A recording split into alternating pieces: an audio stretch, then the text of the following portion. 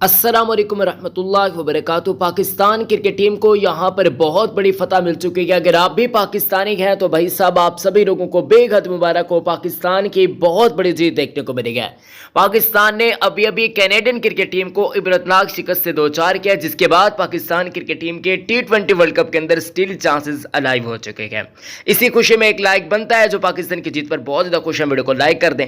ہمارے YouTube channel کو subscribe کرنے کے ساتھ آپ لوگوں نے پلیز ہمیں کمنٹس کے اندر بتانا ہے کہ پاکستان کے 10 میں سے کتنے % چانسز ہیں کہ پاکستان سپر 8 کے لیے کوالیفائی کر سکتا ہے۔ تو بھائی صاحب یہاں پر حارث رؤف نے آج ایک بہت بڑا ریکارڈ بریک کیا ہے کہ وہ فاسٹ بولر کی لسٹ کے اندر جتنے بھی بڑے بڑے نام آتے ہیں نا، سبھی ناموں کو آپ اٹھا کر رکھ لیں۔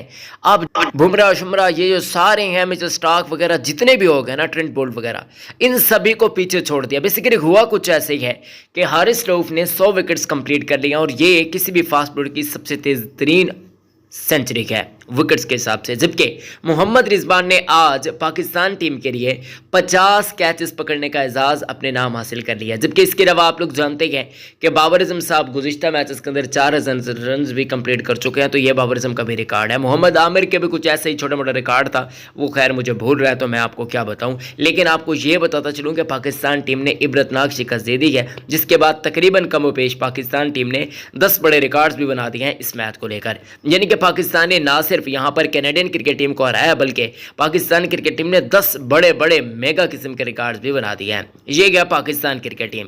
ویسے جب بھی ہم چلتے ہیں نا ماشاءاللہ سے پھر تباہی پھیر دیتے ہیں۔ T20 ورلڈ کپ کے لیے پاکستان ٹیم کا کافی زیادہ اہمیت کا عامل مقابلہ تھا، اور پاکستان اس میچ کو بآسانی جیت لیا ہے۔ پاکستان کرکٹ ٹیم کی جیت کے ساتھ فینس کافی زیادہ خوش دکھائی دیے جا رہے ہیں، اور فینس کی خوشی بنتی بھی ہے۔ وہ اس وجہ سے بنتی ہے کیونکہ ہم پاکستان ٹیم کو سپر 8 کے اندر نہیں بلکہ سپر 4 کے اندر دیکھنا چاہتے ہیں، پھر کے فائنل کے اندر بھی ہم ان کو دیکھنا چاہتے ہیں۔ تو یہی ہمارے دعائیں ہیں کہ انشاءاللہ پاکستان کرکٹ ٹیم ایسے ہی پھلتی اور پھولتی رہے گی، اور مزید بھی ترقیاں اور کامیابی سمیٹتی رہے گی۔ اپنا بہت خیال رکھیں، ان پیاروں کو بہت خیال رکھیں دوستوں۔ ملتے ہیں نیکسٹ ویڈیو میں۔ اللہ ہم سب کا حامی و ناصر ہے۔